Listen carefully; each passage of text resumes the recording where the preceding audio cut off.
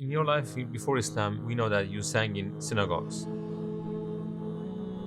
Are you familiar with what they believe? We had a cantor one time. He loved to go to Palestine and take a bat and beat the legs of the Arabs. In Chicago, where a young Palestinian boy was killed. Well, I am Palestinian by marriage. I like to wear my Palestinian clothes and my scarf, but I'm careful that when I go out as a woman alone. They're using sort of the Goebbels technique from the Nazi regime. This is not defense. This is occupation. This is atrocity.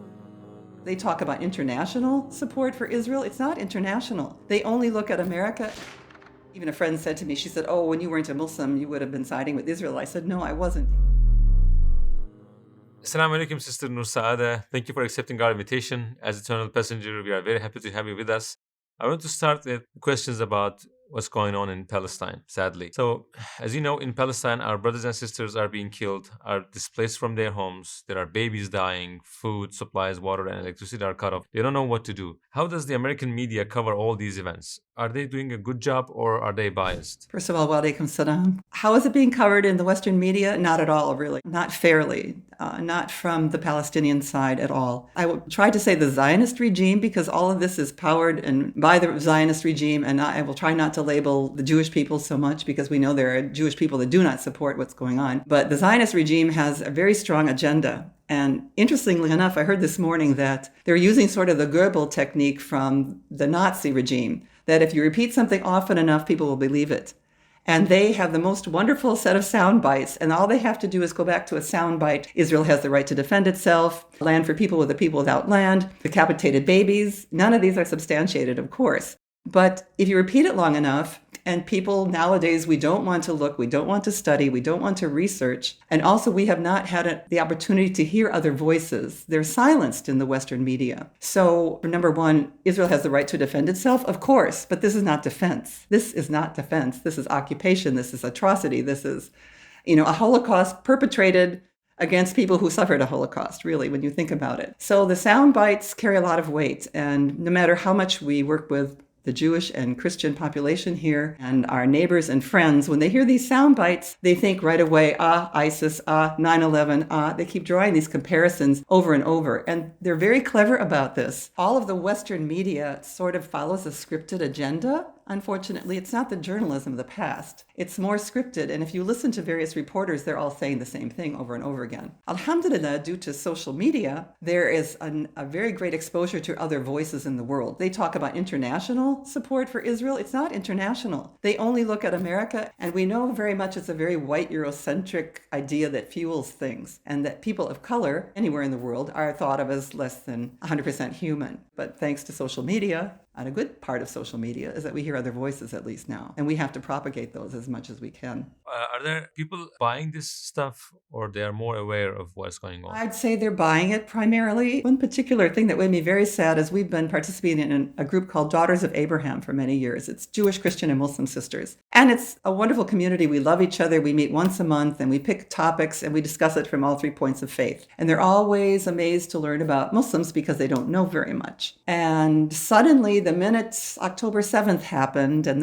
they were all running to side with Israel and we have to help and we have to support. And I was so sad and so betrayed that you don't even give us a minute to refute or rebut what's being said. And you immediately believe them, and you know us. We've talked about this before. You know us. So that was frustrating. We have a meeting tonight, and I said I couldn't go because I'm too angry. But some of the Muslim daughters are saying, please, please, you have to come, because I'm married to a Palestinian. So I am Palestinian by marriage. And my mother-in-law, may Allah have mercy on her, often said she's more Palestinian than Palestinians.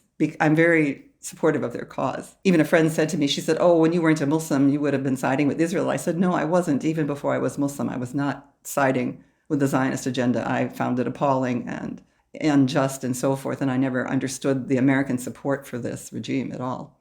Are you receiving some offensive words or comments, or as you live your life after October the 7th? I haven't heard from any of my friends any flack. We did have that one awful incident in Chicago where a young Palestinian boy was killed. That so far, alhamdulillah, has been a rarity. But so far there isn't backlash. alhamdulillah, so far, but we're being warned, that we should be careful. I like to wear my Palestinian clothes and my scarf, but I'm careful that when I go out as a woman alone, I don't do that. When I go to functions, I tend to wear it, or if I visit friends, but I'm not going out visibly wearing Palestinian supportive clothing. Many people in the West, including celebrities in the US and in the world, that posted support messages for Israel. Do you think this can be looked at like this? No, and as I said, everybody has the right to defend themselves, including Palestinians. But in the case of the Zionist agenda, it's not self-defense, it's offense. And it has been since they entered the country. There are so many stories that, number one, historically, Muslims are the only people in the world that ever supported and took the Jews in when they were being persecuted elsewhere. We had no pogroms, we had no Holocaust. We saved Jews. It's well known, and the letter still exists from the Sultan at the time, of the Ottoman Sultan, how he invited the Jews after the Spanish Inquisition. When Islamic Spain fell back to the Christians, they invited the persecuted Jews to Ottoman lands, and they also went to Morocco and surrounding Muslim communities. They were welcomed and sheltered with open arms, which is about Turks helping the French Jews get out of France during the occupation. And many books on this subject, stories in Sarajevo, how people were saving the Jews and so forth. But they were always welcome in Muslim lands, and they thrived in Muslim lands. They thrived in Spain. They thrived in the Ottoman lands, of course. They were always given free rein to live as they wished to live and worship as they wished to worship. So it's very incongruous to me that the Zionist agenda is turning against Muslims in particular. That the only people that ever sheltered the Jews have been Muslims. And in fact, the stories are that the Palestinians welcomed these poor Holocaust survivors into their homes. Come into my home, I'll clothe you, I'll feed you. And after some time, the Jews kicked them out of their home and took over their home. I have family members. These are not made up stories. You hear them too often. They were sent away from their homes. And another thing I read the other day is that the Jewish inhabitants, the new ones of Palestine, kept very detailed records about how they entered the country, where they lived, who they lived with. And they referred to the Palestinians of the land as the foreigners, and spoke of them in a very deriding way. The people that were actually taking care of them and sustaining them and feeding them, housing them, clothing them. They would write later in the evenings in their journals how these foreigners are this, that, and the other thing, and we're going to kick them out very soon. I heard this from a Jewish historian. So on that note, what kind of mindset does Zionists have while committing these horrible acts? What do you think goes through their mind? What is their mindset? What do they believe in, really? Allahu alam, I don't know. The Zionists are not religious. It was a political agenda. It was not a religious agenda, but as we know, with the Crusades and other things like this, people use religious people to enact their dirty work for them. The popes wanted land, they wanted this, they wanted that, so they sent these poor, impoverished Christians to go down and fight the heathen Arabs, if you will. So the Zionists are using, particularly like the Orthodox, the settlers are very Orthodox religious Jews, and they're sending them in to do battle for them, and increase the settlements and annoy and disturb the few Palestinian farmers and so forth that are their neighbors. So I don't know. People like to say it's a holy war. The Jews and Arabs have always hated each other, which is completely untrue.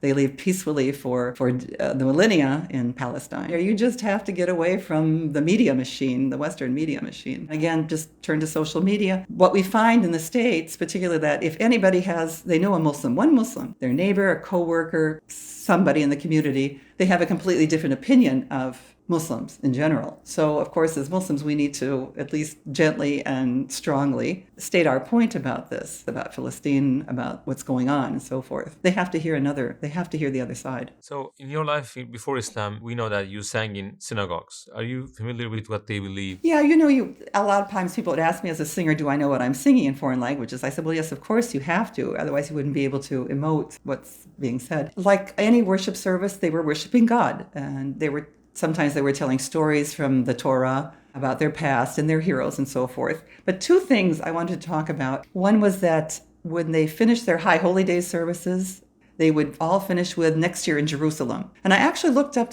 how long have they been saying that? Is that a recent thing since the state of Israel or not? So I looked it up, and actually since the 1500s they started saying this. And they said, actually the historian said it was a yearning for an imaginary place that they had lived in ages and ages ago. But the Orthodox Jews who do not support the Zionist regime will tell you, just as we know in the Quran in Surah Al-Baqarah, they broke their covenant with Allah. They were the chosen people of Allah, of God, but they broke their covenant with him by not following the directives and following their religion as they should. So when Moses took them out of out of Pharaoh's land, they were not allowed back in. They wandered in the desert and probably in Jordan for many, many years. So that generation was never allowed into Palestine. They lost the right to be those people. So the more Orthodox Jews will say, we do not have the right to be there. We cannot be there. We are not supposed to be there yet because we broke our covenant. They admit they broke the covenant. These are the people, and they come to some of our Muslim conventions and they come supporting Palestine. They wear the Palestinian scarf and they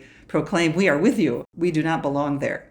And what's going on in Israel is horrendous and atrocity and completely wrong, and against their religion for that matter. We had a cantor one time. Their cantor is the religious, he leads the music, which have a lot of music in their high holy days, a great deal of music. We went for breakfast, he ordered bacon, and when we got there, he was telling us stories how he loved to go to Palestine and take a bat and beat the legs of the Arabs. This was a religious leader, and none of this is made up. What should a Muslim do to stop the persecution in Palestine? What is our role, our responsibility as individuals? We can rise up against it. We can support those who defend themselves. And I think that as Muslims, we still have to be outspoken. We have to be ambassadors of Islam with our families and with our neighbors and with the public. We need to be very visible ambassadors of our faith. We need to walk the talk of Muslims, which means not just praying and fasting, but our neighbors don't see us doing that. But they do see how we behave. They do see how we conduct our businesses. They do see how we act in public. And are we generous? And are we thoughtful? And are we kind and compassionate? So we have to be all of those things. And we have to do whatever we can to support those very courageous and admirable Ghazans who are living through hell. If they're suffering the way they are and their iman is so strong, so incredibly strong, we have to speak up. What can we do? We're living in our cushy, warm homes in the United States. We have everything that we need. We have to do our part, which at least is speaking up. That's one of the three things we must do. You either change it with your hand or with your voice, or at least realize it's so bad. But I think we're beyond realizing that it's so awful in our hearts. We need to do something. At least we need to speak up. And my husband's extended family is Palestinian. And most of my friends in Jordan are Palestinian. My Arab friends are Palestinian. Or we're married to Palestinians. Other converts, we're all married to Palestinians. So we have a great deal of things in common. And I can tell you horror stories about how we are abused when we go to visit Palestine as well. We're abused by the Israelis at the airport and along the streets and so forth. SubhanAllah, it's not easy, but we go. May Allah allow us to see the good days of Palestine. Inshallah, in our lifetime. Inshallah, we will see those days, but I'm not sure it's our lifetime, but inshallah.